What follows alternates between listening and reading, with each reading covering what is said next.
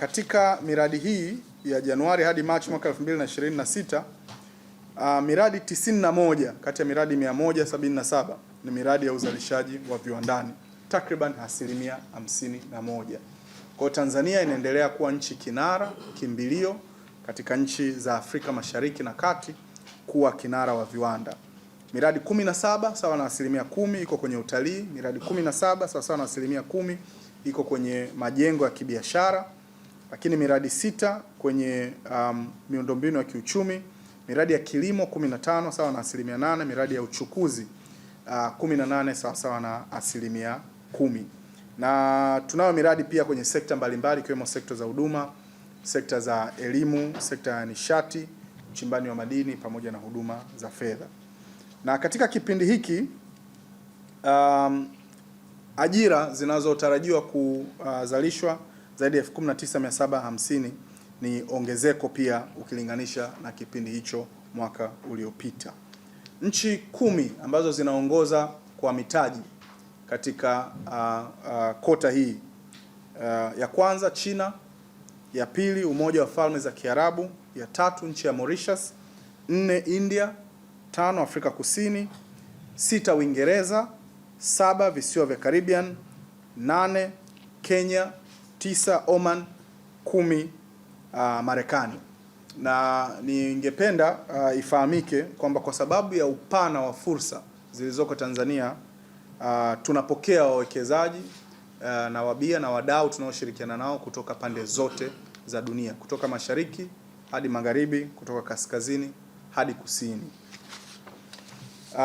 Lakini pia mikoa iliyoongoza katika kuvutia uwekezaji kati ya mwezi Januari hadi Machi 2026, wa kwanza ni mkoa wa Dar es Salaam ambao umepokea 34% ya miradi ya uwekezaji, mkoa wa Pwani 19%, mkoa wa Mtwara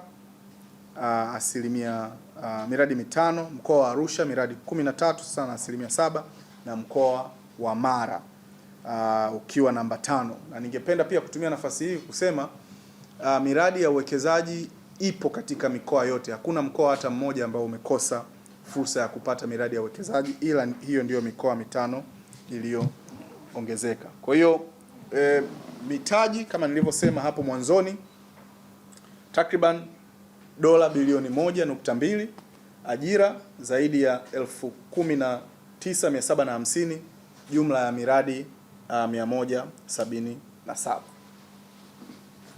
Lakini kinachofurahisha kuliko vyote, na hili ndio jambo ambalo Mheshimiwa Rais Dr. Samia Suluhu Hassan alituambia pia, mamlaka ya uwekezaji kuwa kituo cha pamoja cha kuwezesha uwekezaji si tu kwa wageni, pia kwa Watanzania.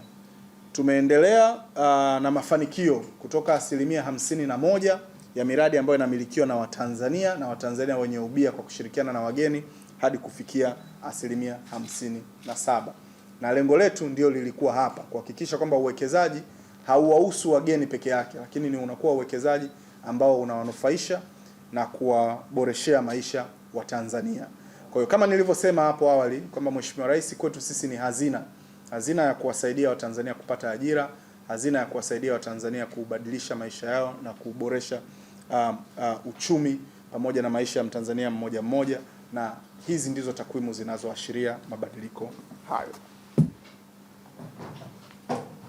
Nitoe rai pia kwa Watanzania wanaotusikiliza kuendelea kusajili miradi yao kupitia mamlaka ya uwekezaji ili waweze kunufaika na usaidizi ambao unatolewa kupitia sheria mbalimbali ikiwemo sheria ya TISEZA pamoja na sheria za kodi. Na lengo la Mheshimiwa Rais na lengo la mamlaka yetu kwa Watanzania ni kwamba waweze kupata wepesi katika kujitafutia riziki na kujitafutia